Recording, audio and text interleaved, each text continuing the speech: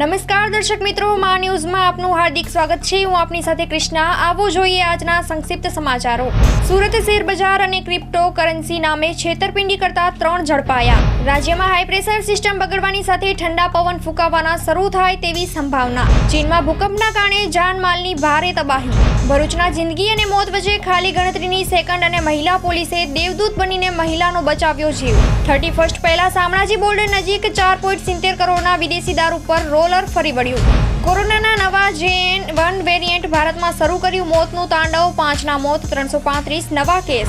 ઉત્તર પશ્ચિમ ચીનમાં ભૂકંપનો જોરદાર આંચકા, 100થી વધુ લોકોના મોત, 200 લોકો થયા ઇજાગ્રસ્ત। રાજકોટમાં ગોંડલ રોડ પર રસુલપરા પાસે 37,000ની કિંમતની ઝડપાઈ ચાઇનીઝ દોરી। છત્તીસગઢમાં કેટલાક યુવાનોએ એક યુવકને કારના દરવાજામાં ફસાવીને તેને 3 કિલોમીટર સુધી ખેંચ્યો।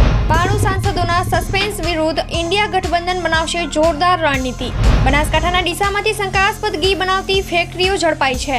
રાજકોટમાં મહિલા અધ્યાપકે દાટવાળ્યો, 13 વિદ્યાર્થીઓને આપ્યા પૂરેપૂરા માર્ક્સ। ઉત્તરવહીઓના રીચેકિંગમાં ફૂટ્યો ભાંડો।